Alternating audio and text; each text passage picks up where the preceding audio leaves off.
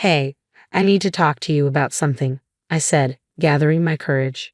Can we cut back on having your mom over every weekend? My husband let out a deep sigh. Lisa, it feels like you're always saying no to everything. What do you mean by that? I asked, a bit taken aback. You don't want me to build a house. You don't want my mom coming over. You're always against something.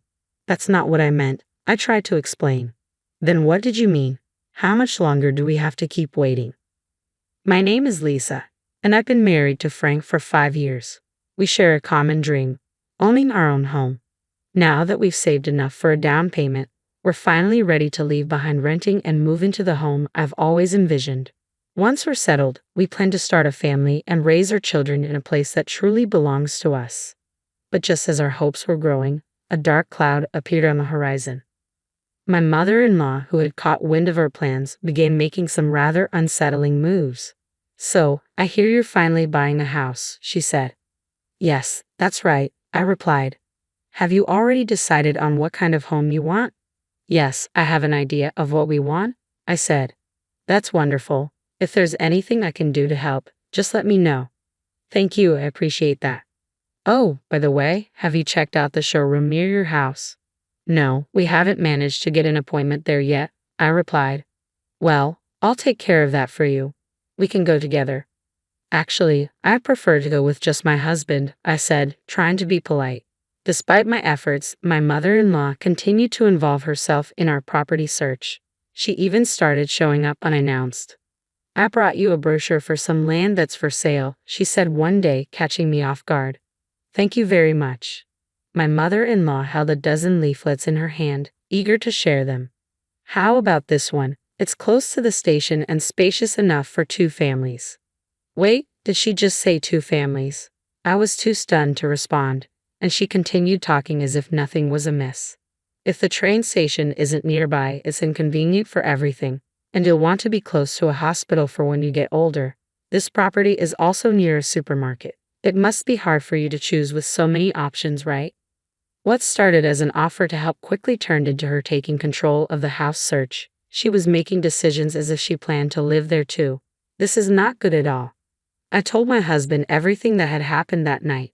Oh, I think she might have mentioned something about living together, he said casually. What? You want us all to live together? I asked, surprised. Well, if you're okay with it, I'm not going to push you into anything, don't worry. I felt blindsided by his response. If I'm okay with it? No, I'm not. I couldn't believe he was being so indecisive. When it's time to tell my mother-in-law that we're not living together, I'm going to be the one dealing with the fallout. Why can't he see that? Maybe we should stop building the house, I suggested, feeling frustrated. What? Why? He asked, clearly confused. Because of the way you phrased it. If I refuse to live with her, she'll know I was the one who said no. We're going to be together for a long time, and I don't want things to become awkward. I'd rather not have a house if it means dealing with that. We can raise our kids in a rental and use the down payment we save for their education instead. My husband's panic was evident. Wait a minute, I understand now. I'll tell her no, and we'll move forward with building the house. No, it's fine. You can't even stand up to your mother. I'd never seen him stand up to his mother before.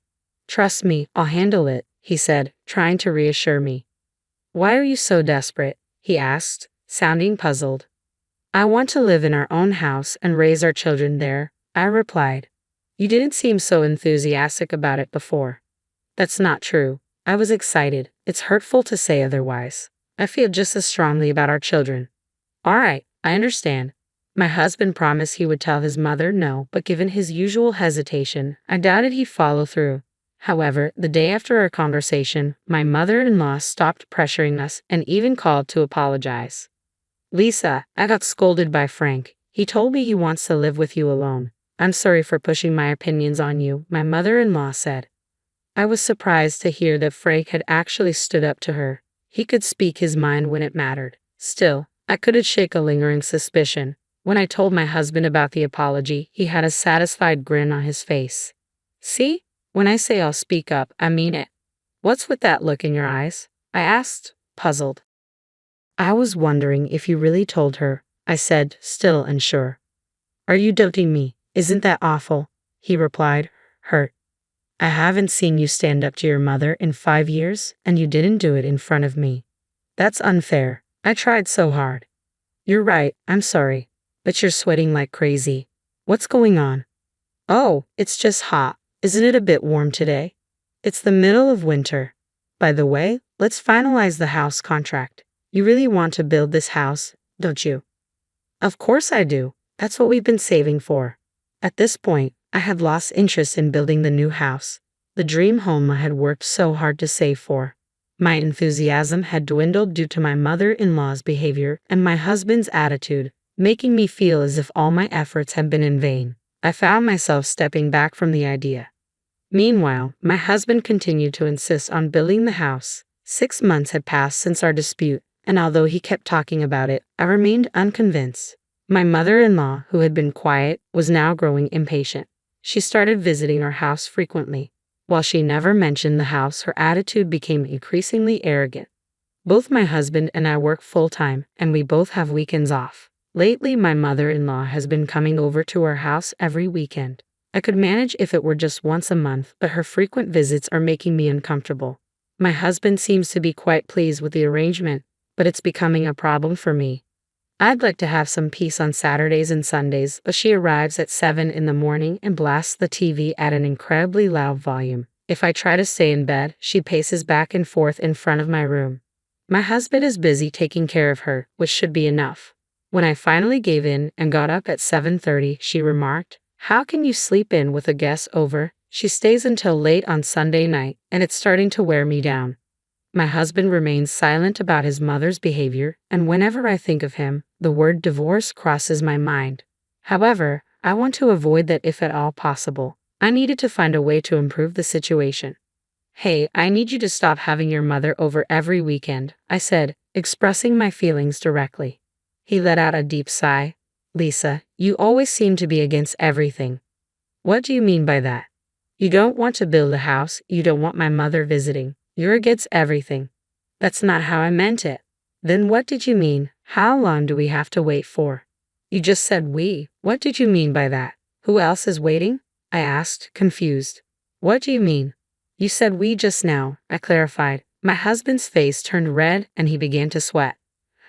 "I didn't say that. Maybe I misheard. But we can't build a house if your mother keeps coming over every weekend like this." "Why not?" "Because I can't relax. If my parents came over every weekend, would you be able to rest?" "Your parents won't come. They have such a nice house." "I'm fed up with this nonsense," I said, frustrated. "That's not the issue here," he retorted. "I don't even care about the house anymore. I'm going to invite my parents to stay with us next week." My husband's voice rose. "Absolutely not." "Why not?" "Because it's too exhausting. Don't invite your parents. My mother is the only one who can visit. This is my house too. I'm the head of the house. If you can't follow my rules, then leave." "Are you serious?" "You're completely useless to me. I'm done with you. You can't make my mother happy, and if we can't build a house, she can't live with us." "You promised she wouldn't live with us." "What are you talking about? Once the house was built, we could do whatever we wanted, including having my mother live with us." "What do you mean?" "I've told you this before, and you still don't understand. I planned to have my mother move in once the house was built." I knew it. My mother-in-law didn't back down easily. My husband was plotting with her all along. "I see now. All right, I'll leave." "I hope you won't regret this," he said. "Of course not. Just don't come near me again," I replied firmly. I packed only the essentials and went to my parents' house. They were taken aback by my sudden arrival, but once I explained what had happened, they welcomed me with open arms. "This is what family is for, right? I suppose our relationship was damaged from the start when I couldn't trust my husband," I said. "Dad, I'm so sorry," I added, feeling the weight of my actions. "I understand things didn't work out between you two, but work and personal life are separate issues." "Yes, I agree. So my ex-husband and I are now divorced. There were no money claims or financial disputes, just a straightforward division of property. But 3 months have passed, and now my ex-husband is on his knees in front of me. "I'm sorry, father-in-law," he says. "I'm not your father anymore. Be careful what you call me." Boss, is this a result of me divorcing your daughter?" "What are you talking about?" Why did my ex-husband come all the way to my parents' house and get down on his knees? It's because he received an unwanted transfer. Both of us worked for my father's company, and he seems to believe the transfer was a consequence of our divorce. However, my father made it clear during the divorce that personal matters had no bearing on work decisions. All employees at his company are assigned to regional posts for a few years to enhance their skills, and transfers are never used as a form of punishment. But that explanation doesn't seem to satisfy my ex-husband. Lisa, you need to stop the boss. I thought you told me never to show my face again. I'm sorry, please, he begged. No, this isn't an obligation. I was once in line to be the next president, remember? I can't believe you interrupted me with such nonsense. You're mistaken. I'm still the next president, regardless of our divorce. What? Of course, I'm his daughter. My ex-husband nodded and left our house. The next day, he submitted his resignation, despite people around him trying to explain that the transfer wasn't a demotion. He refused to listen. A few days later, he was found in an unexpected place. I was casually watching a documentary on TV when I saw my ex-husband featured on the program. He appeared in line at a volunteer organization for a meal donation, looking disheveled and poorly dressed. Life can be unpredictable. It made me reconsider the word regret that I once said to him. I'm sure he regrets his actions now. The fact that he was holding 2 meal containers suggested that one was meant for his mother. Although I don't know all the details, it's clear that his life has drastically changed from what it once was. As for me, I'm thriving on my own. My weekdays are filled with work, but I relish my days off. It's a true blessing to sleep soundly without morning disruptions. I am living in a state of happiness and contentment. It was the unexplained coldness of her ex-husband that had caused her so much pain, a pain she struggled to convey to others. She wished she could use that experience as a shield to say no to her in-laws. Lisa, you did an excellent job. I hope you're able to enjoy your time on your own now.